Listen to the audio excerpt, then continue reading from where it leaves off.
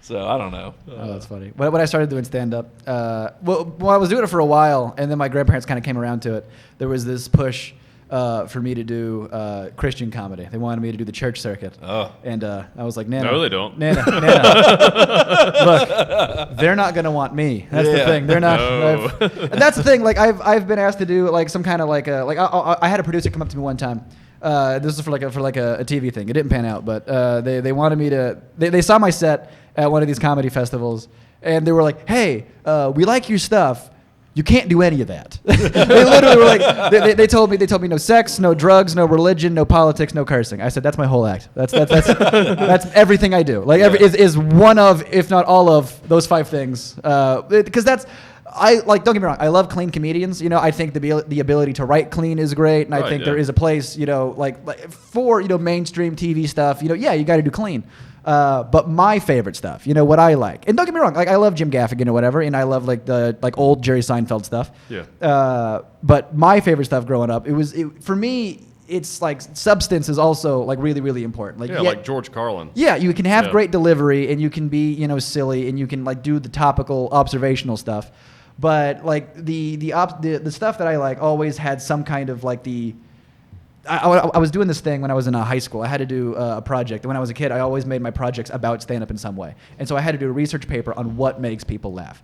And there was like 5 different things that I noticed that I kind of kept coming up, and I kind of made those 5 like okay, these are like the pillars, I guess. My favorite one was the recognition of truth laugh. And that's one of my favorites. You know, that's I didn't think about it that way. That perspective that you didn't, you know, have before. And a lot of observational stuff do that too, but that's also like the Carlin, the Bill Hicks, you know. That's more my style. Yeah. And that's my favorite stuff. But that's the kind of stuff you can't do that on TV. Or at least not right now. Well, you used to be able to. Yeah. But, you know, right now they would rather you not alienate your audience. They don't want you to split the room. They don't want you to. But in my opinion, if you're going to do political stuff, I hate when people do political stuff that does split the room. Like, I love doing political stuff, but my political stuff, I try really, really hard to make it approachable from both sides. Yeah. Trying to make fun of everyone. Mm-hmm. Exactly. You got to, because I got some bits that make fun of the left. I got some bits that make fun of the right. It's all silly. Yeah, it's all silly. But at the same time, like, one of my favorite political stuff that I do, I talk about guns, but I make points that the left and the right can both agree on. Because the point I'm making is like, hey, look, have your guns, but just realize you're a dork. You know what I mean? Like, people who are really into your guns, that's fine. You're a dork, though.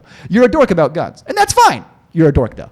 And I make the point, like, you ever watch Star Wars with a bunch of Star Wars fans, and you make the mistake of saying something like, oh, who's that bear guy? Like, okay, listen. You know, and it's the same thing with gun people. You're like, oh, all these AR-15s, we got to ban assault rifles. Like, AR-15s are not assault. Okay, listen. It's the same thing. It's the same thing. It's human behavior. And I have you know, libertarian friends that like love guns so much, but they'll tell me, I love that joke. And I love the fact that they love that joke. Yeah. Well, if you're in a comedy club watching comedy, even if you don't agree with the comic, if it's funny, fucking laugh at it. Yeah, exactly. It's funny. Yes, exactly. Don't take yourself so seriously. That's the point. But I also do hate when people do their political stuff, but then it doesn't get a laugh, and they'll assume like, oh, they blame it on the people. They blame they're too left or they're too right. They just didn't. Well, the first thing first, make the joke good. Because if the joke is good, maybe you're going to get some laughs. Yeah. Exactly. My least favorite thing is when people will blame the audience, and people on Facebook, I've seen them do this, where they're like, oh, that crowd's just like too sensitive, or they're too conservative, or whatever. And I'm like, hey, that joke just wasn't good. That just wasn't a good joke. No, when I get up there and I say something and no one responds, I'm like, I understand. Shit. I'm trying to figure this out, too. You're right. Yeah. I'm sorry. I ate a shit sandwich. Yeah. I've eaten plenty of those. I'm gonna have to do a stand-up night, man. Do they have one like for like I've never done it once? I just want to open mics. I want to go fucking crash and burn one time just so I can feel. I can yeah. I want to feel what you feel. Yeah. I want to be able to sit here and be like, yeah, I fucking ate shit. I want to do it. And don't get me wrong, bombing is. There went one of my knives. Did you hear it? It just fell down. Yeah, the gun stuck to me. The knife just fell out. Let me see. There it is. We got it. I'll put it over here. At least it happened here, and not like a random public place with some crazy person picking it up. Yeah. I got one. Oh no, the Six Flags is. How'd you get that knife? Yeah. But no, I think people what's the word I'm looking for? They don't value bombing. I think there's a lot of value in bombing. Yeah, absolutely. Yeah. Because a lot of people they dread, and I dread bombing. Well, it should make you not want to do it. It weeds out the people who shouldn't be in the room. Yeah. But B, you can have a couple of good, if you do nothing but crush, you don't learn anything. That's true. Right. Yeah. Bombing, you have to. Yeah, I hate it when I just crush all the time. Well, okay. You can have if you do it for a long time, you can have a bunch of material that works. Yeah. And this is foolproof material. Maybe at that point you can maybe blame the crowd sometimes, because if you're look, I've done this joke hundreds of times. I know how it works. I know it works. So I could do this joke in a room, and I know it was the crowd's fault on that one, because sometimes you do have a bad crowd. But it's good to do. I got too close to that. I'm so sorry. It's good to do new material, and it's good to bomb, because then you learn it wasn't the crowd's fault. It was me. I told that too fast. I need to be more concise. Yeah. I need to reframe this and make it more palatable to the audience, especially if you're going to do material that is crazier, more off the walls, or maybe a little more divisive. You gotta. If you're going to do something that's a really sensitive topic, no one's first draft on a rape joke works. You know what I mean? You got, especially if you're going to do that kind of material. I think anything can be joked about if you joke about it right. I have one that works. Yeah, I'm working on now. Yeah. It's a demon rape joke. Well, I have jokes about sexual assault, but I always make fun of the rapist. You know what I mean? I always I'll make fun of a frat dude or whatever. Yeah. I never blame the the butt of the joke is never the victim in the joke. Right. Yeah. But that's still a rape joke. But I've had people. Mine is, but they're not really getting raped. So. Yeah. His is I'm not going to spoil it, but his is I like where it's going. But it's gonna be good. First off, I don't know shit about comedy. I'm learning. Right. Well, you've been doing it for what I hate is when people just get started into it and they're like, I got it, and I'm like, no, I've been doing this for 9 years. I don't got it. I understand writing because I write a lot, but and you've been writing for a long time. Yeah, and I've been writing for 8 years. Yeah.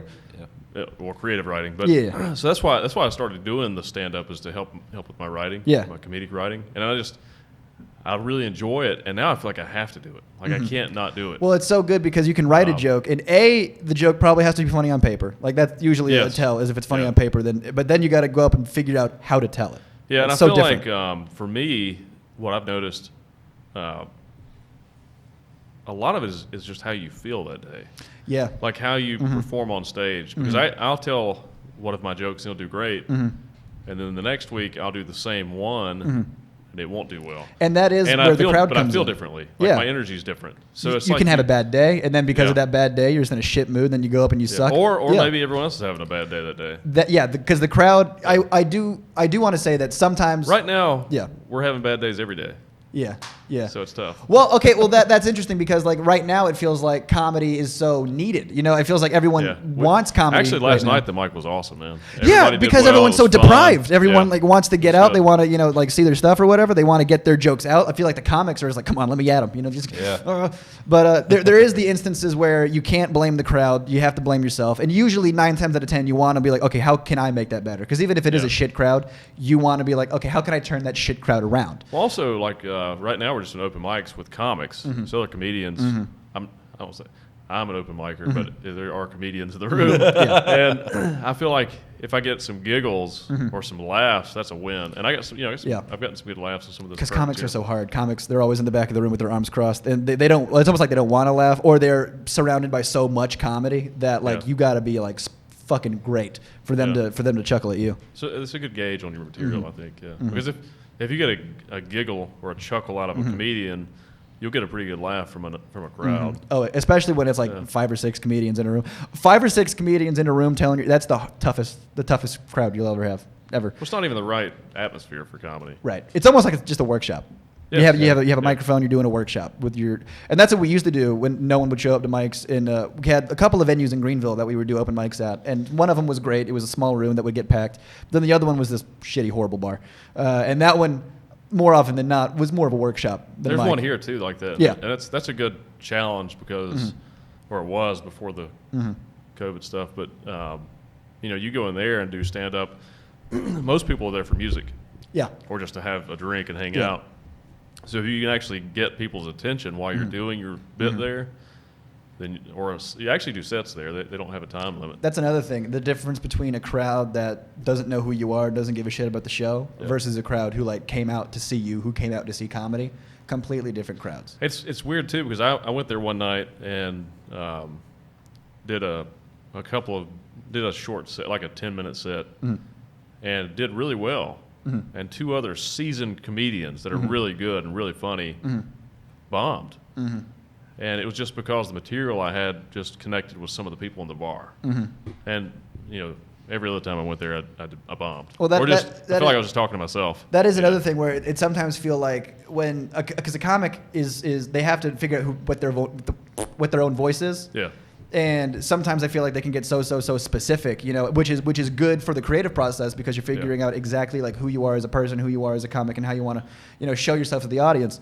But at the same time, you can get so specific that now you have the problem where not every crowd is your crowd, because like Anthony Jeselnik, we'll bring him up again. He bombs sometimes because he has a very specific style, a very specific taste. Yeah, he dark does comedy. Yeah, he does. I love it. It's awesome. Yeah, it's great. Yeah. But not everybody does. So my mom would not like it. Exactly. She would like my comedy. So Anthony Jeselnik will go to shows that he's not like. He'll do like a drop in. But he's so big. He's got his own. Everybody at that show wants to see him. Sure. But there'll be like a room where he'll like drop in, and there's like Amy Wong's crowd. There's like some. A bunch of different comics crowds are there. Not everyone's there for, Jeselnik. So he'll bomb. And, I think bombing when you're that far into it is more often than not that's not your crowd. Yeah. Or you're working on new material and you haven't figured out exactly just the perfect way to tell that joke. I think that was it.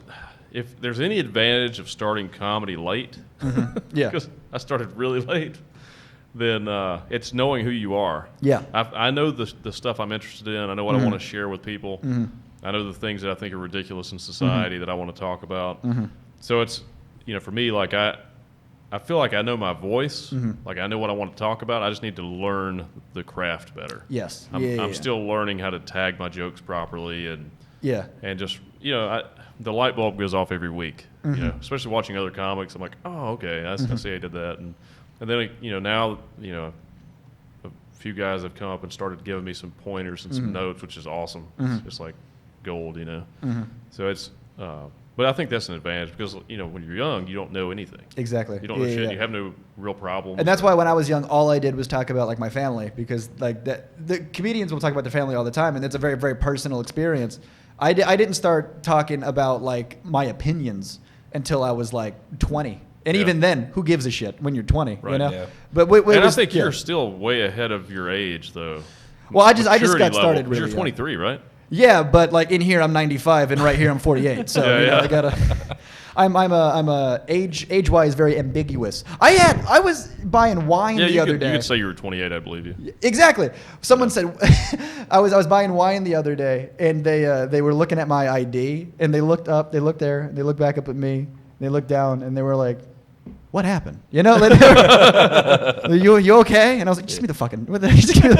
I was at Jiffy Lube. I was getting my oil changed. You're 23 buying wine. Look.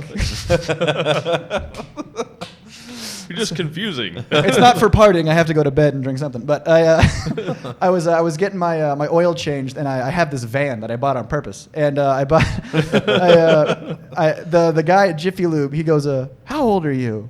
And I go, 23? And he goes, And I go, why, And he goes, oh, you were driving this van, and I didn't know if you were an old guy that looks really young, and I said, or what? You should just tell everyone 35. Yeah, right. Oh, that's fine. Yeah, They'd be like, okay. Yeah, you look good, man. I look great for 35. But yeah, no, it's the hairline says 48, but the mustache says 7th grade. So people look at me and they're like, "What's going on? What's going on with you? What happened?" This guy has no gray hair. He's 35. Oh, look at you! You're killing it. I'm 40. Yeah, but I'm all gray. All gray? Yeah, I just color it. Yeah. But I see you talking about your baby belly. I'm like, man, you don't know shit about a baby belly. Oh, I really don't. No, this is first trimester at best. I got baby belly and man boobs, bro. Yeah. Babies. In your belly. I've got babies, man. I got twins over here, man. I'm dropping weight. I used to have triplets, I think.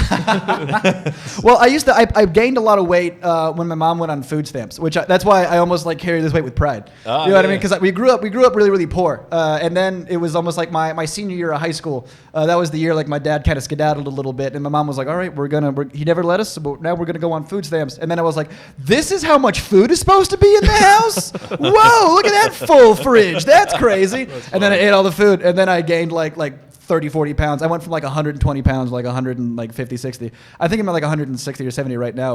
And then my doctor will be like, "Oh, that's a perfect BMI for you." And I go, "I can assure you, none of it's muscle. I promise you. It's all fat and bones. None of it's muscle. I promise." I grew up poor too, so I understand. But I mean, we just ate a lot of like Southern foods and a lot of beans and stuff like that. So we had a lot of the I was always really lean. Yeah.